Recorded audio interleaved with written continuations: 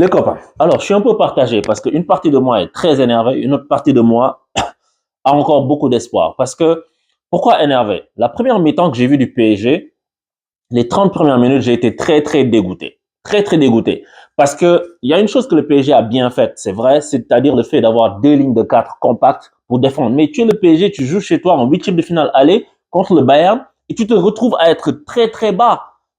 Et à chaque fois qu'on joue comme ça contre le Bayern, on le paye. Chaque fois. Chaque fois. On a l'impression qu'on ne tire pas les leçons de ce qui nous arrive. Quand on joue contre cette équipe et qu'on les laisse jouer, ils ont toujours un mec, un milieu de terrain, que ce soit Goretzka ou Kimmich, qui va s'approcher pour mettre des ballons en cloche par-dessus la défense et on prend des buts à chaque fois comme ça. Même si le but qu'on a pris, on l'a pas pris comme ça, mais juste à chaque fois, on leur donne la possibilité de faire ça, de faire des combinaisons et de jouer dans le dos. Ok, on leur a pas laissé beaucoup d'espace dans la profondeur parce que quand tu es assez bas, l'adversaire n'a pas assez de place dans ta profondeur pour te surprendre. Mais il faut que dans ce cas, tu sois agressif sur le porteur du ballon. Donc, en fait, j'ai vu des choses, j'ai vu des joueurs qui avaient peur, qui étaient hors de position. Hakimi, il a été aux fraises. Hakimi, il a été pas bon aujourd'hui. Il est sorti à la mi-temps blessé, ben, même s'il n'était pas bon, je l'aurais, enfin, s'il est blessé, il faut le sortir, c'est sûr. Mais Hakimi, on dirait qu'il avait peur, qu'il avait le frein en main. Parce que, encore une fois, et ça te montre, hein, les défenseurs aujourd'hui, et Hakimi est un bon joueur, hein, mais juste pour vous dire, en fait, aujourd'hui, la notion de défenseur, ça s'est perdu, à part des mecs qui sont peut-être défenseurs centraux. Les latéraux sont plus des contre-attaquants que des défenseurs. Et on utilise souvent le même argument avec Alexander Arnold, avec que ce soit Nuno Mendes, etc. On te dit, ils sont pas bons défensivement. Mais c'est la réalité, ils sont pas très bons défensivement. Ils sont bons offensivement, alors qu'ils sont censés être des latéraux. Et tu vois que Hakimi, quand il est dans une position où il doit défendre, il est pas à l'aise. Tout de suite, tu as l'impression que c'est un joueur comme ça, il est perdu, le type. Parce qu'il y a eu des consignes aussi que les gars devaient rester assez bas.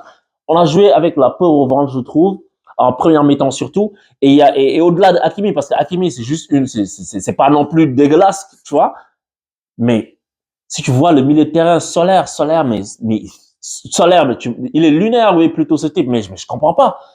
Solaire, il sert à rien. Le gars se cache quand le PSG a le ballon pour ressortir, pour essayer d'aller de l'avant. Et tu vois que le Bayern a mis une grosse, grosse pression sur le PSG. À chaque fois, en première mi-temps, c'était systématique. Tu avais l'impression qu'à chaque fois qu'un Parisien avait le ballon, tu avais 15 Bavarois qui étaient à ses trousses. Mais Solaire, quand c'est comme ça, il allait se cacher derrière le Bavarois. C'est sûr quand tu fais semblant de ouais, tu attends le ballon, mais tu n'attends pas vraiment le ballon. Et quand le PSG a le ballon, il se projette pas non plus. Donc ça veut dire qu'en fait, il a servi à rien. Le jeune Zahir Emery, je vais pas le tomber dessus, il a que 16 ans. Tu sais, il a au moins eu une action dans le match, on va dire, mais il n'a pas servi à grand chose non plus. Mais ça, c'est pas sa faute. Il a 16 ans, le gars, ça doit pas être sur lui. Le milieu de terrain a été une erreur. Danilo a été très bon pour récupérer les ballons. Une fois qu'il avait le ballon dans les pieds, ça lui brûlait les pieds. Un manque de qualité technique. Tous les ballons qu'on récupérait, on les perdait. Tous. Tous les ballons. Et je te parle même pas de Messi. Arrêtez de me parler de Messi. Je sais plus c'est qui avait commenté. Les gars, si vous reconnaissez, Messi doit quitter le PSG. C'est fini. Messi, va prendre ta retraite. Faut arrêter. Parce qu'il est Messi, on va pas le dire, mais vous rêvez. On est sur 11 pour tous ici. Messi va aller prendre sa retraite. Il handicape le PSG. Et les gens me parlent de prolongation de contrat. Mais Messi, va dormir. Alors, tu sais quoi, Messi, tu as gagné la Coupe du Monde, tu as gagné la Copa América, meilleur joueur de l'histoire de l'art, peut-être, les gens disent dans les meilleurs de tous les temps. Je suis d'accord avec tout ça. Mais là, tu peux plus. Faut arrêter. Cristiano Ronaldo, il est en Arabie Saoudite, va signer en Arabie Saoudite. Vous allez jouer des derbys là-bas. Mais c'est pas possible. On peut voir Messi qui est un boulet pour le PSG aujourd'hui. Les gens tombent sur Neymar. C'est trop facile de tomber sur Neymar. C'est trop facile. Et Neymar, il n'est pas exemple de tout reproche. Mais c'est trop facile. Neymar, au moins, il court. Il fait des choses, il propose. Mais si tous les ballons qu'il fait, il fait des passes, on dirait que c'est mon cousin qui joue. Mais faut arrêter. Faut arrêter. Je veux bien que, ok, Messi, il fasse pas d'efforts parce qu'il l'a jamais fait, d'accord. Mais genre, dans ce cas, quand tu as le ballon, mais fais-moi des trucs de malade. Mais si tu peux pas, mais Galtier, mais porte mais sors Messi. Comment Messi joue tout le match? Mais faut arrêter. Faut arrêter avec Messi, c'est fini ça. Faut arrêter. Mais où est Messi? Si tu construis pas l'équipe, l'équipe d'Argentine et l'équipe du PSG ne sont pas construites de la même façon. Là-bas, tout le monde joue pour lui et il peut se permettre de faire ça. Ok, fine. Mais au PSG, c'est pas construit comme ça. Messi, c'est pas un bon fit pour le PSG. Moi, j'étais très content quand elle est arrivée. Mais c'est pas possible. C'est pas possible. Et oui, je sais, il va encore faire des fulgurances. Il y a sûrement des matchs où il va faire des trucs. parce que c'est Messi, il a du talent, mais dans ce PSG-là, on peut pas. On peut pas se traîner le gars là, on peut pas. On peut pas. Aucune révolte, rien. Alors que tu es Léo Messi, on t'a vu pendant 15 ans. Mais arrête, c'est pas possible ça. Non, faut pas me parler de prolongation de contrat. Parce que Messi, il fait rien du tout, il court pas. Non seulement il court pas, mais je te parle même pas quand on n'a pas le ballon. Mais quand on a le ballon, mais déplace-toi dans l'espace pour recevoir le ballon dans les bonnes conditions. Parce qu'on sait que vu qu'on a un milieu qui n'était pas créatif, un milieu qui n'était pas constructeur, tu peux pas mettre des longues passes à Messi, des grands ballons en l'air pour lui ou pour Neymar, ils ont du mal à contrôler. Jouer avec Messi ou Neymar dans les pieds. Mais Messi aussi, si tu vois que ton équipe est sous pression, viens te déplacer pour demander le ballon. Fais des courses franches pour demander le ballon. Tu peux pas à chaque fois attendre d'être dans un fauteuil pour recevoir le ballon. Les Bavarois, ils sont comme ça sur toi, ils sont comme ça. Donc ça, je le reproche à Messi aujourd'hui. Tu vois, et like, qui est content, si les gens sont pas contents, c'est pareil, parce que c'est la réalité. On va pas se cacher derrière l'immense palmarès du type. Faut arrêter avant de tomber sur Neymar, parce que c'est trop facile. C'est trop facile. J'ai vu un superbe Sergio Ramos. Un très, très grand Sergio Ramos. Tous les gens qui disaient qu'il était cramé, aujourd'hui, il a répondu présent. Mais le fait qu'il y ait eu ce changement-là, le but, on le prend. Et en fait, il y a un flash qui passe dans ma tête au moment où les gars jouent. C'est qu'ils se disent, il y a le ballon qui arrive et vu que la défense, elle est passée à 4 au lieu de à 5 comme c'était, il y a Ramos, il sort parce que Marquinhos, il est axe droit maintenant. Marquinhos, il glisse pour aller contrer le ballon et Ramos, il suit parce qu'il colmate, normal. Et là, vu que maintenant, il y a Kimpembe et puis Nunez de l'autre côté, Ramos, il n'est plus dans cette position-là. Donc, c'est aux deux autres de gérer là-bas. Et ils n'ont pas su gérer, surtout Mendes qui n'a pas su bien se retourner, qui savait pas où il était.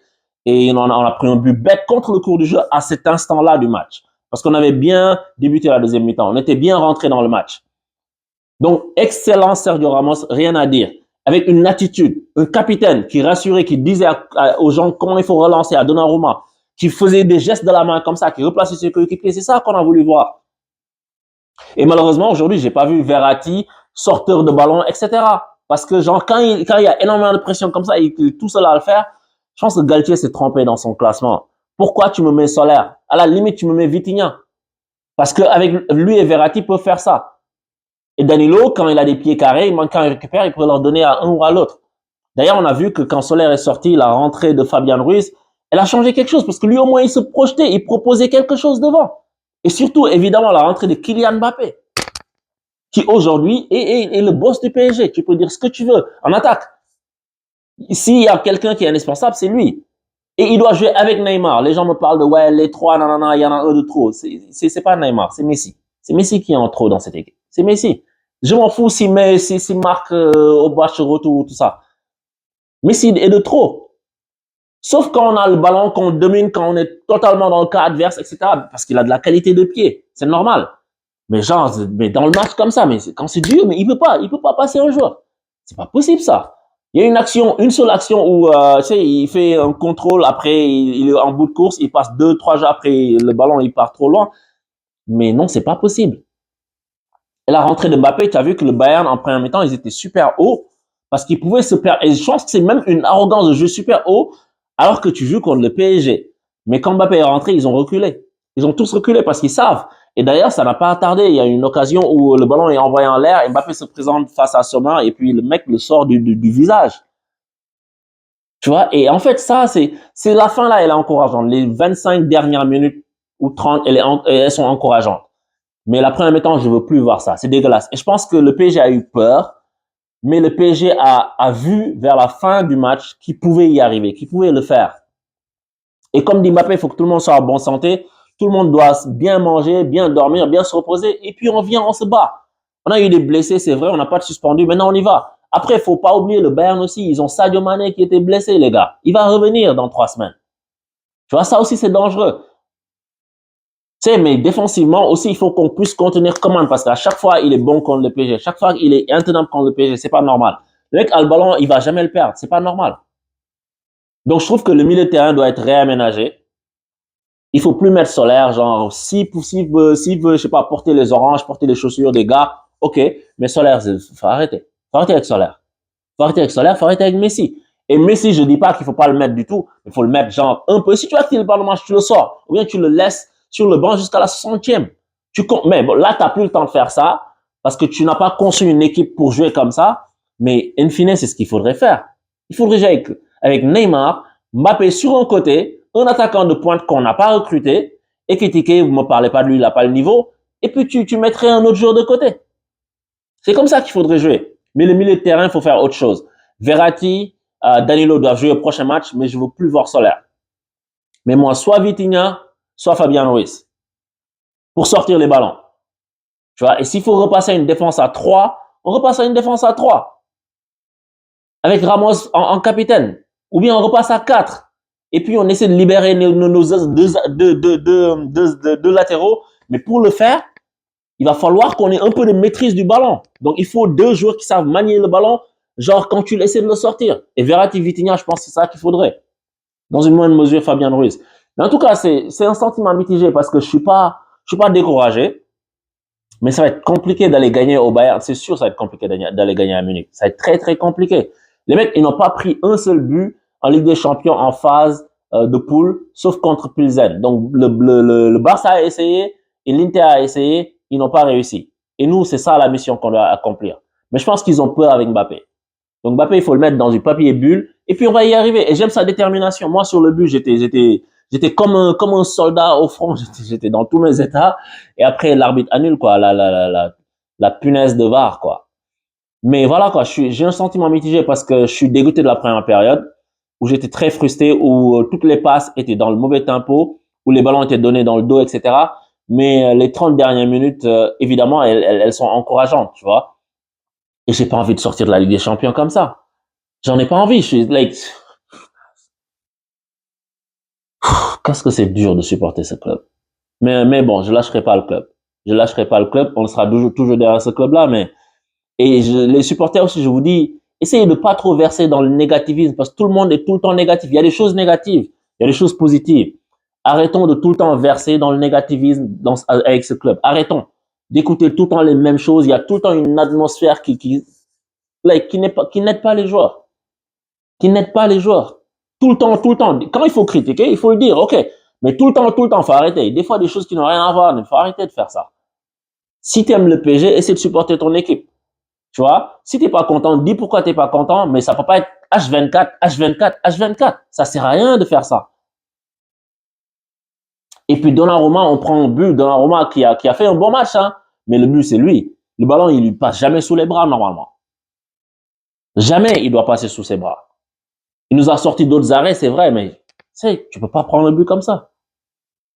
En tout cas, allez Paris, il faut se remobiliser pour la prochaine fois. Et voilà quoi, on espère que perdre au foot, c'est pas ça le plus délirant, c'est pas ça le plus grave de perdre un match.